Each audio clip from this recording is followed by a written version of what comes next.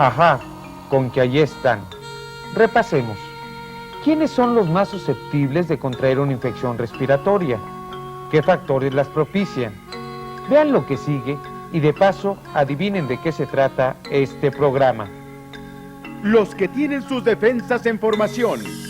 Los niños. Los que tienen sus defensas debilitadas. Los viejitos. Los que introducen sustancias irritantes a su organismo y de los que están cerca de ellos. Los fumadores. Los que debilitan sus defensas, pero no les importa porque son muy machos. Los borrachos. Los que trabajan sin parar. Los cansados. Los que gastan sus energías debido a su estado de ánimo. ¡Ay, cómo sufrimos! Los tristes. Los que causan los cambios bruscos de temperatura. El sol, el aire y la lluvia. Los alimentos que debilitan el bolsillo y la salud. Los engañahambre. Los que ensucian el aire. Los contaminantes. Los que no se ven, pero se hacen sentir. Hongos, virus y bacterias. Y por todo lo anterior, la enfermedad respiratoria le dio al Catrín acatarrado. No contagies a tu novia, Catrín. Y al catarro con el jarro. ¡Lotería!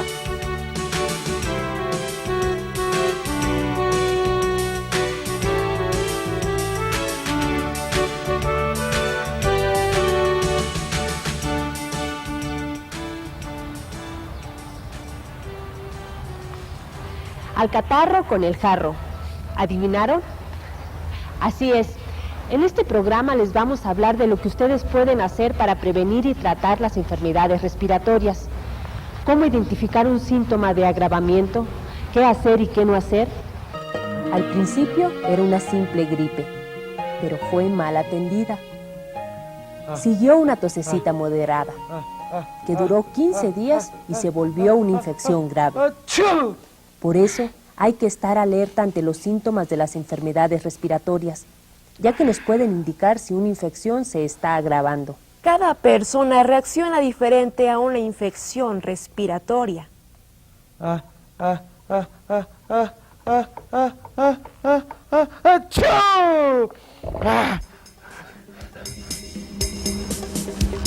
Ese es don José Remedios. Adiós, pa.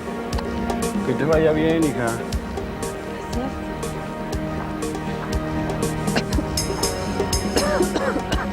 ¿Te dio gripe? Sí, abue. Si quieres te preparo un jugo... No, ya se me hizo muy tarde para irme a la escuela. Nos vemos.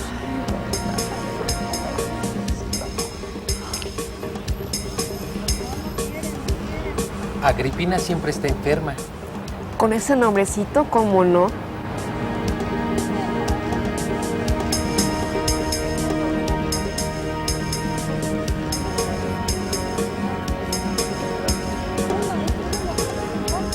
Otro cigarrito.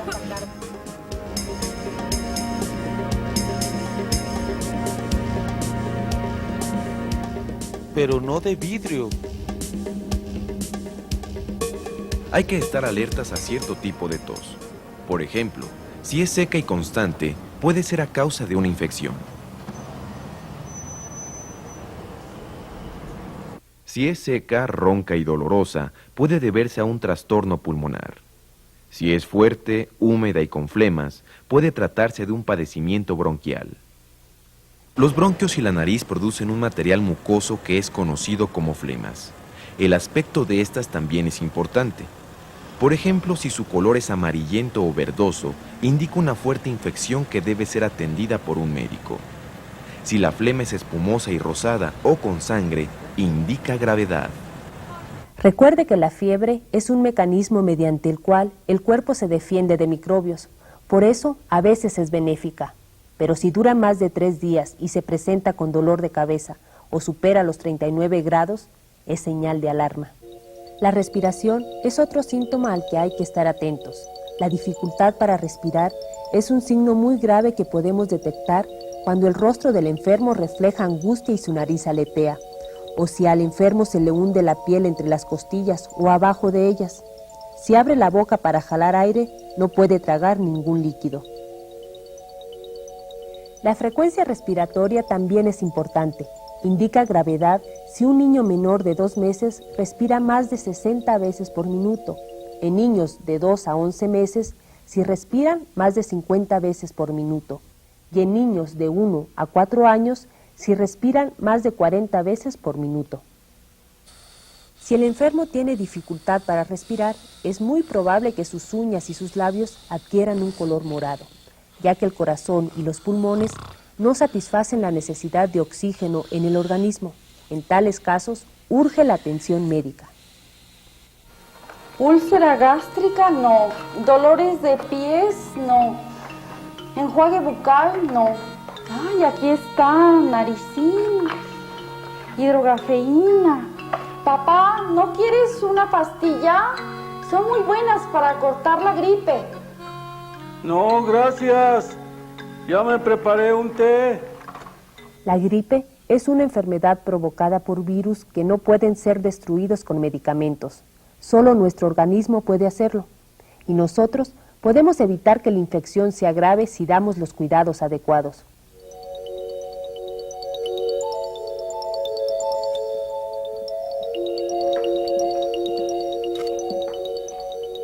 Agave, ni que fuera tequila. Agrave, dijo agrave.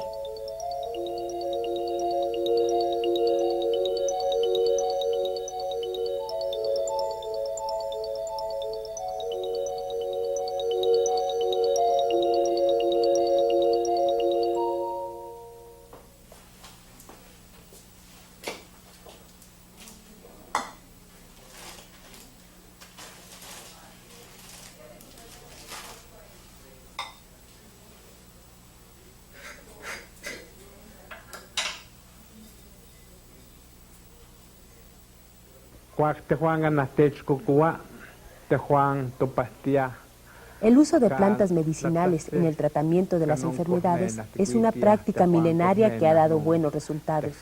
Ya en la antigüedad, los mexicas habían estudiado y clasificado una gran cantidad de plantas que hoy en día se siguen utilizando. Parte de este gran conocimiento quedó plasmado en el Códice de la Cruz Badiano, escrito por el indígena Martín de la Cruz. Para curar la tos le sirve el guaje cereal, el gordolobo, la bugambilia, la caña fístula, el eucalipto y otras plantas más. Se toman en té en la mañana y por la noche, calientito.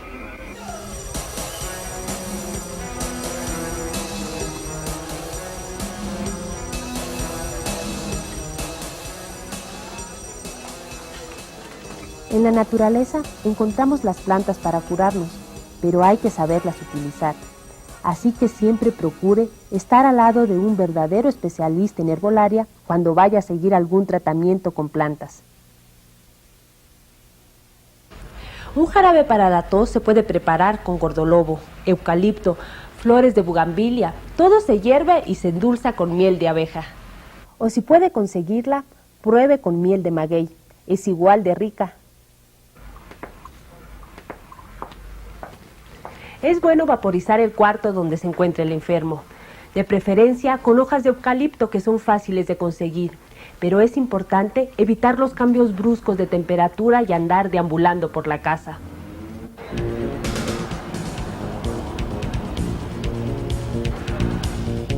¿Estás segura que con eso te vas a aliviar? ¿No son demasiados? No, si eso es lo que me recetó el médico la última vez. Siempre me da pura penicilina. Además, me compré unos jarabes. Sí, pero el médico sabe y tú no. ¿Y con qué ojos pago la consulta? Mejor deja de fumar, guarda reposo, toma mucha agua de limón o un tecito. Si al cabo de unos días no mejoras, vas al médico. Ay, sí. Esos consejitos hasta en la tele los pasan. Pero ya me corté la gripe. Esto es nada más para matar la infección. Además, ya sabes que no me gustan los tés. Y tampoco te gusta abrigarte ni comer bien. Si quieres te preparo un agua de limón para que te tomes tus pastillas. No, gracias. Todavía quedó refresco. Buenas noches.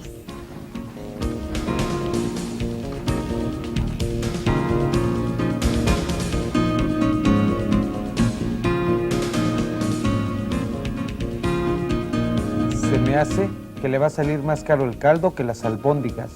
Automedicarse puede ser peligroso.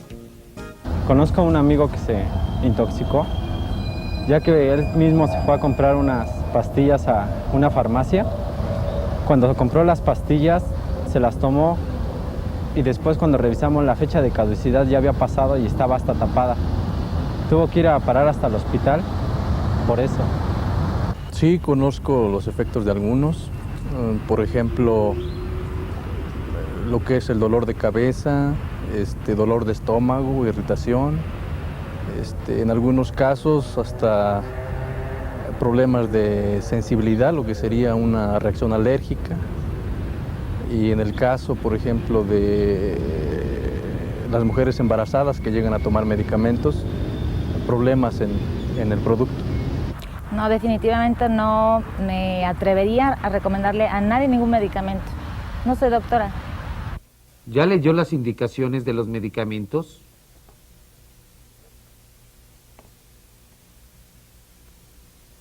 Son muchísimas, pero todos traen una muy importante.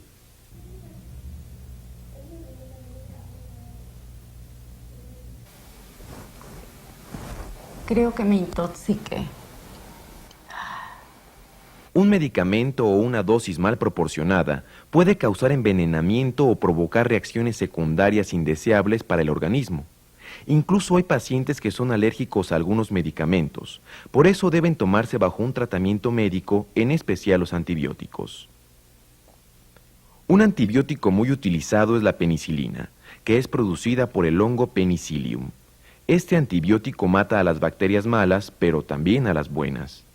Por ejemplo, en niños pequeños, los antibióticos a veces causan infecciones de hongos en la boca. Esto ocurre porque el antibiótico mata a las bacterias que ayudan a controlar a este hongo. Otros antibióticos matan bacterias necesarias para la digestión, estorbando al balance normal de estas en el intestino. Por eso algunas personas que toman antibióticos por unos días pueden presentar malestares estomacales como acidez, náuseas o diarreas. Cuando se administran antibióticos sin la dosis adecuada, las bacterias desarrollan mecanismos de defensa que las hacen más resistentes y después no es fácil eliminarlas. Por eso es importante tomar los antibióticos en la cantidad, con la frecuencia y el tiempo que indique su médico.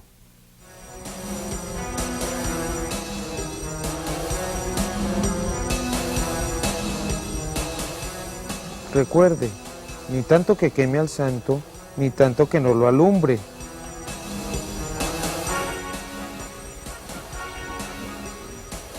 Y a ver, por no cuidarte y andar tomando cualquier medicina, de todas maneras tuviste que ir al médico. Ahora vas a ser mi enfermera.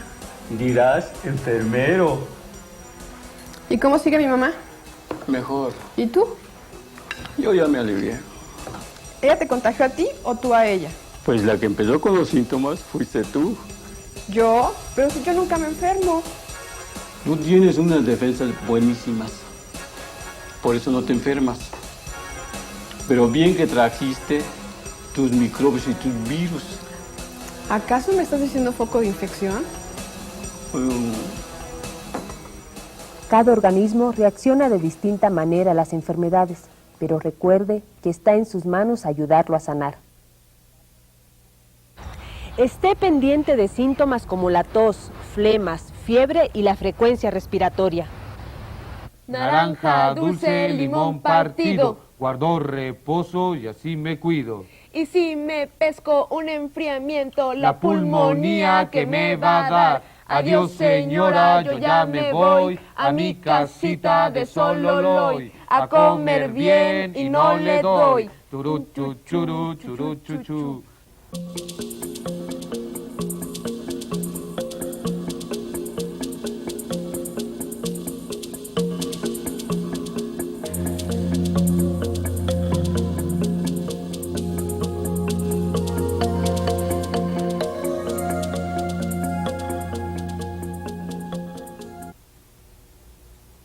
Bienvenidos a la sección Aclaremos Dudas. De nuevo nos acompaña en el estudio el doctor Gerardo Garfias. Bienvenido, doctor. Gracias, Edna, por la invitación. ¿Estamos listos para empezar? Claro que sí. Bien, para empezar esta sección tenemos aquí un fax de la señora Lucía, de Chimalhuacán, Estado de México. Ella nos pregunta: yo me enfermo de la garganta cada 2 meses aproximadamente. ¿Esto es normal? Quisiera decirle a la señora Lucía que no. En primera instancia, esto no es común, y si ella está padeciendo este tipo de problemas, habría que recomendarle a la señora que asista con su médico de preferencia o a la unidad de salud más cercana que tenga a su domicilio.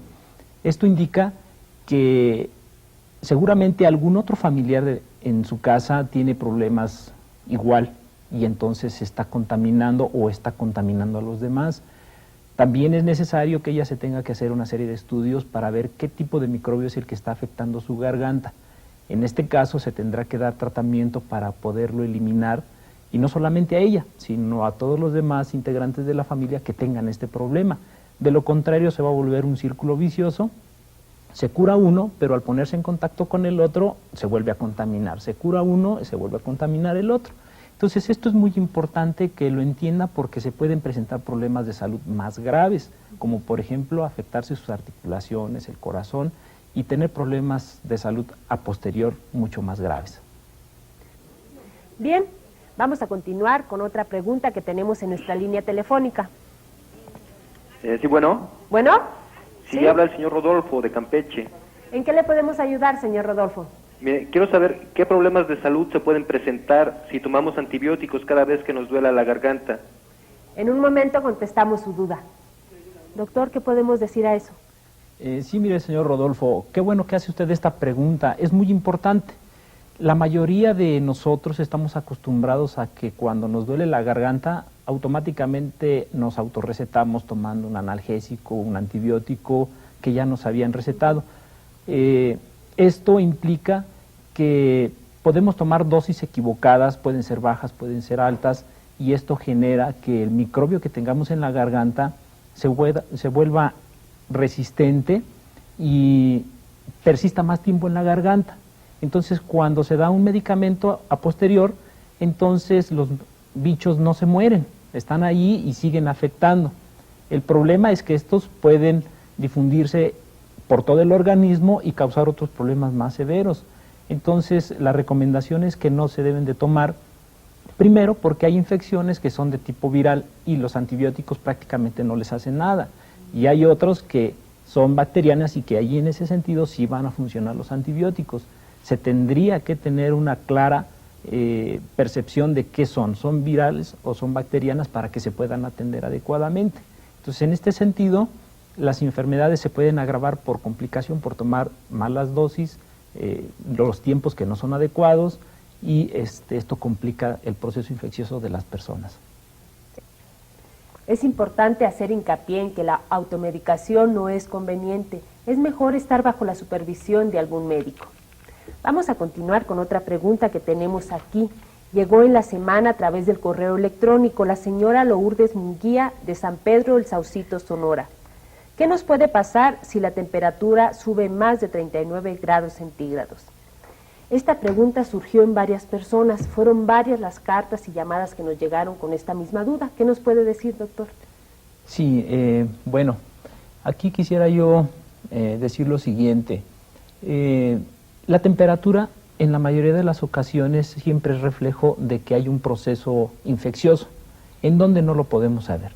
Eso nos obliga a investigar qué es lo que está sucediendo. Cuando la temperatura es de 39 grados o más, esto implica que tenemos que tener mucho cuidado. Primero porque se puede agravar, porque las bacterias pueden diseminarse por todo el organismo, o inclusive también los virus lo hacen, y en este caso pueden generar alteraciones en todo el organismo, pero principalmente en el cerebro. Cuando llegan ahí, pueden generar alteraciones muy importantes y las personas pueden quedar con secuelas desde no poder caminar, de no poder mover los brazos, o inclusive de no poder hablar, o inclusive la muerte por un proceso febril, que no tuvimos la posibilidad de detectarlo, o en este caso no le tomamos la importancia suficiente de una gripe, por ejemplo, o de un proceso infeccioso trivial, y se complica. Entonces es muy importante que aprendamos a tomar ciertas medidas precautorias cuando aparece temperatura. Esto nos lleva a esa reflexión. Debemos de tener mucho cuidado y asistir en caso de duda o ver que se agrava con a la unidad médica de salud más cercana o con el médico que nosotros acostumbremos a ver. Vamos a continuar con otra pregunta que tenemos aquí. Es una carta que nos llegó de Miguel Alemán, Sonora. La señora Norma Cordero nos pregunta, ¿por qué una pulmonía puede adquirirse como consecuencia de otra enfermedad? Bien, quisiera decirle a la señora Norma, esta situación se puede presentar porque en la mayoría de las ocasiones nosotros no cuidamos en forma adecuada un proceso infeccioso, dígase una gripe o dígase algún problema de las vías respiratorias o de las amígdalas. Entonces, aquí es muy frecuente que nosotros no nos percatemos y que no nos estemos dando cuenta de que la enfermedad se va agravando. No vamos con el médico, no nos alimentamos en forma adecuada y esto repercute en nuestro estado de salud, lo que aprovechan los microbios para ir avanzando, ir agravando el proceso de infección. La infección va descendiendo, llega hasta los pulmones y entonces se presenta como complicación. En ocasiones también tiene que ver que las personas no toman el medicamento como se le indicó, sino que pues lo toman cuando ellas quieren, lo toman 2, 3 ocasiones, lo suspenden cuando quieren y entonces todo esto favorece que el proceso infeccioso que originalmente era sencillo se complique y termine en un proceso infeccioso de esta magnitud. Entonces la recomendación es que se deben de tomar los medicamentos bajo la indicación que el médico da para evitar este tipo de problemas, además de las medidas que ellos deben de estar tomando para mejorar, para vigilar su estado de salud. Sí, así es. Para terminar esta sección tenemos una última pregunta en nuestro correo de voz. ¿Está lista? Soy el señor Alberto Prado, hablo desde Santiago Tulaltepec, Hidalgo. La pregunta que quiero saber es ¿por qué los antibióticos pueden causar problemas digestivos? Hay muchas dudas con respecto al uso de antibióticos. Bien, doctor, ¿qué nos puede decir? Aquí quisiera yo hacer varios comentarios. La mayoría de los antibióticos no tienen esa propiedad de generar problemas digestivos. Sin embargo, algunos de ellos pueden generar estos problemas como consecuencia. Esto quiere decir que nosotros damos un medicamento para eliminar cierto tipo de bacterias que están causando cierto daño. Entonces, también pueden eliminar otras bacterias que tenemos en el intestino que se llama flora intestinal y entonces también la elimina. Pero esto no es tan grave. Esta situación puede provocar problemas diarreicos y los podemos evitar después suspendiendo el medicamento o dando algunas otras sustancias que pueden recuperar la flora intestinal. En este caso nosotros valoramos qué es más importante, el proceso de salud del enfermo o esto. Entonces nosotros valoramos esta situación y manejamos el medicamento a la dosis adecuada, el tiempo suficiente para evitar este tipo de problemas. De ahí la importancia que las personas eviten la automedicación. En este caso, pues utilizan dosis más altas o muy pequeñas y entonces se generan este tipo de problemas. Es muy raro que se genere esto, pero en las personas que se llega a dar, pues basta con suspender el medicamento y cambiar por otro. Bien, ha sido todo en esta sección. No nos queda más que agradecerle al doctor su presencia aquí en el estudio. Muchísimas gracias, doctor. Gracias a ti, Edna. Y a ustedes, amigos, gracias por su participación y los esperamos en nuestra próxima sección de Aclaremos Dudas. Para tener siempre un buen remedio natural a la mano, puede usted sembrar plantas medicinales, como la manzanilla, la mercadela, la hierbabuena o el geranio, ya que además de serle útiles a su salud en forma de té, pueden servir de adorno y darán alegría a su casa sin ocupar mucho espacio. Usted puede usar las latas de conservas en lugar de tirarlas. Así se convertirán en una bonita maceta. Además, cultivar plantas y cuidarlas será una buena terapia antiestrés que no le quitará mucho tiempo. Inténtenlo.